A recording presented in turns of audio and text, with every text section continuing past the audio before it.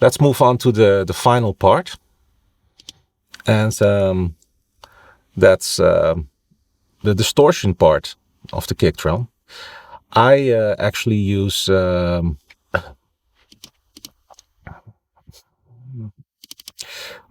this VST called Trash too. It's from Izotope. It's probably already an older version, but this is what I always use to create my hardstyle kick drums, and also some EDM, some big room kick drums. So it's one of my favorites, and I'm still using it. So so let me get you through this plugin. So here, filter 1, we have it's like a pre-EQ. You know, it processes well, the EQing before it goes into the trash part here, which is the distortion part. And then we have filter 2, which basically is an EQ2, but it, you know, works after you distorted the sound. So it's like a pre and an after EQ. The convolve here, I'll get back to that later. It's like a sort of like microphone kind of distortion. Yeah, the dynamics, multi-band dynamics compressor. So let's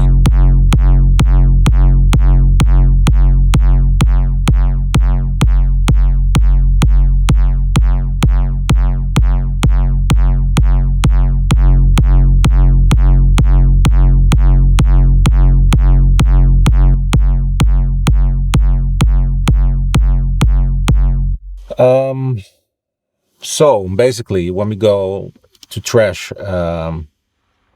this is the distortion part. You basically have, like how it says here, 2 stages. The first part of the distortion, if you want to add another one, you can do so by, you know, for example, picking one, and it could be really, it could be too much, but you can just, you know, you have a mix fader here, which you can use to, you know, just add a little bit, or, you know, just see what works for yourself. But I usually just use one. I think that's enough, especially when there's another layer coming on top, which I'm going to show you later. So let's just, you know, look for a sound now or something.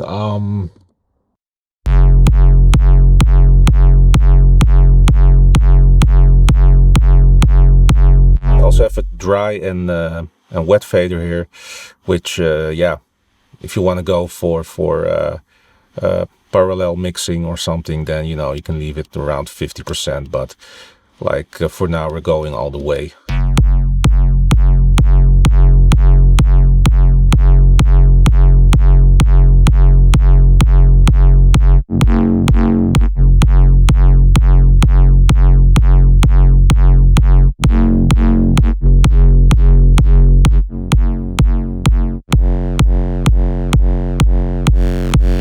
Also, a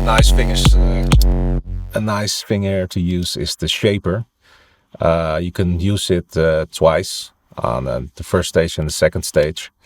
It works separately. Yeah, you can also, you know, using the curve here to change the sound.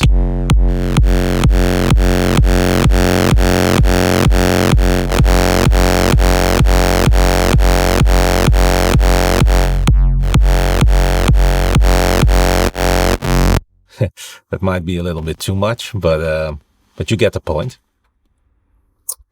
And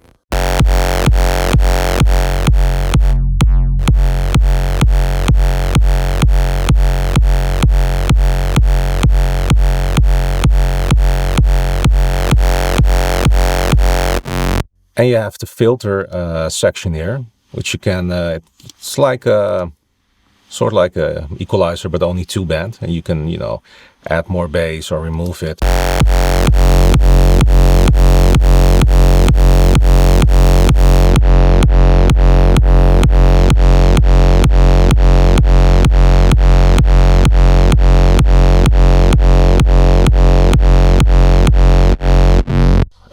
But I think in the end, this is more going towards, hardstyle or hardcore than, keeping it somewhere in the middle, like I said at the start of this tutorial. So I think this is a little bit too much. Let's find a different preset.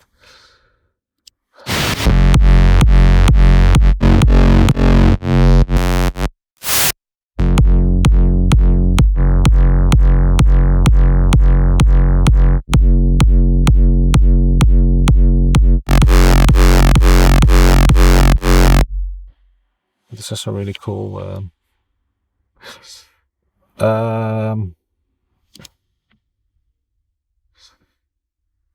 let me see if we maybe equalize this a bit,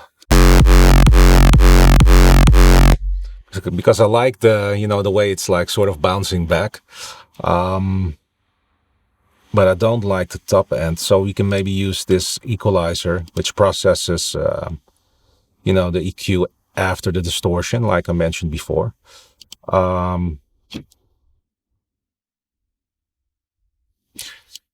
Yeah, kind of high pass.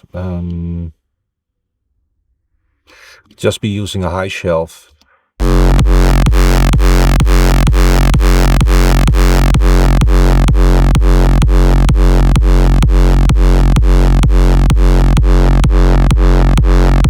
So you can use this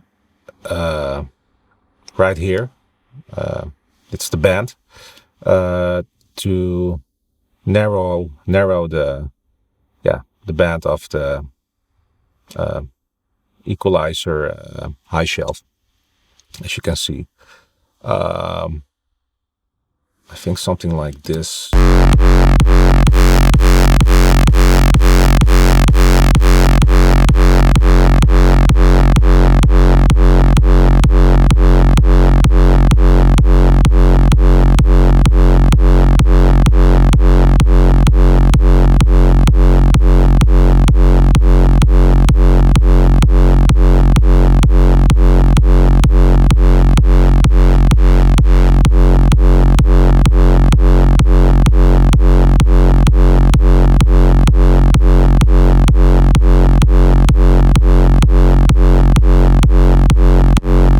That sounds pretty solid.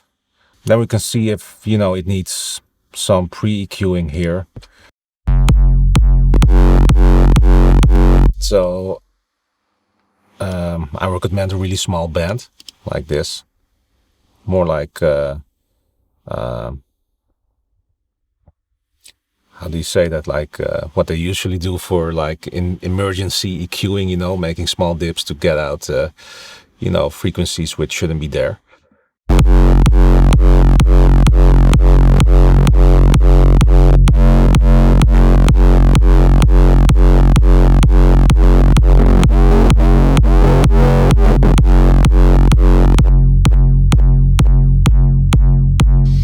So as you can see, that affects the sound before it goes into the equalizer or into the distortion.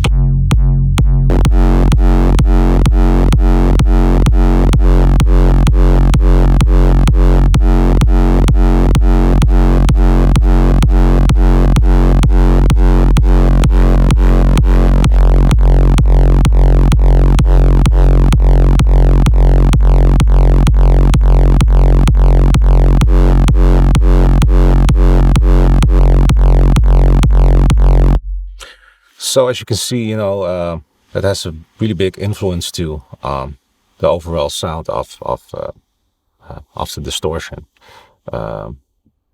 We could see if we add another stage to it. I think it might be too much, but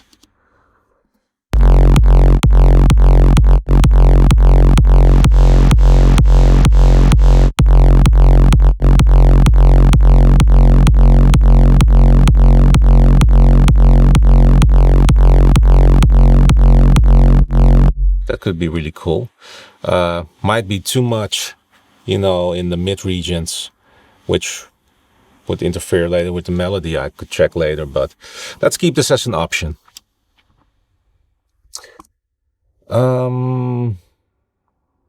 Got you as an option too.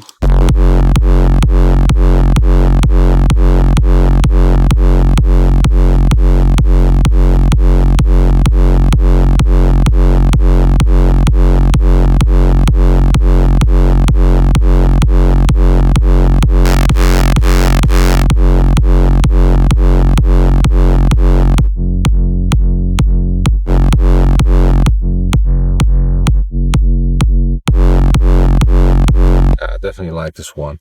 So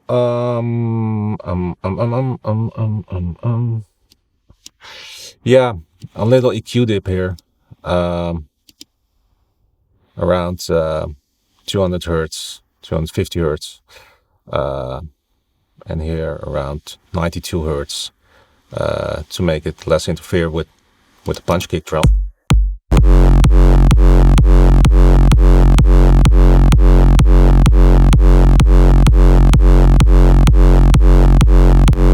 And another thing here to mention, by the way, is if we go back to microtonic,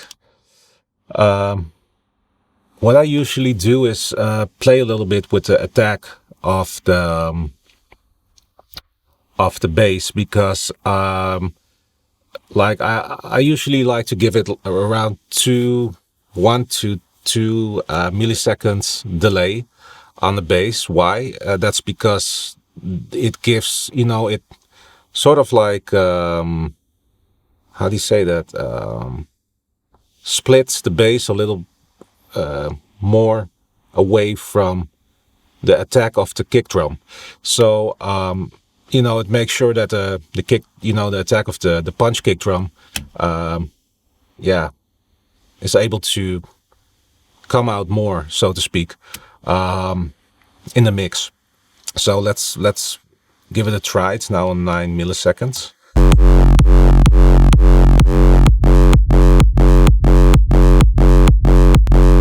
As you can hear, it's a big difference. It's also a lot. It's like 300 milliseconds I've added, but it actually only needs like 2 milliseconds.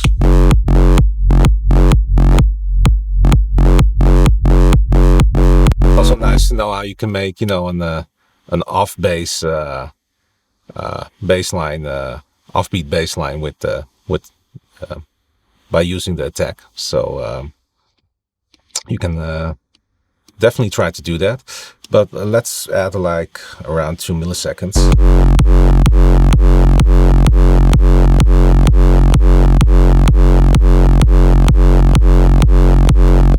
That would be enough. That's something to always try. That's what I do. I think it sounds okay like this now.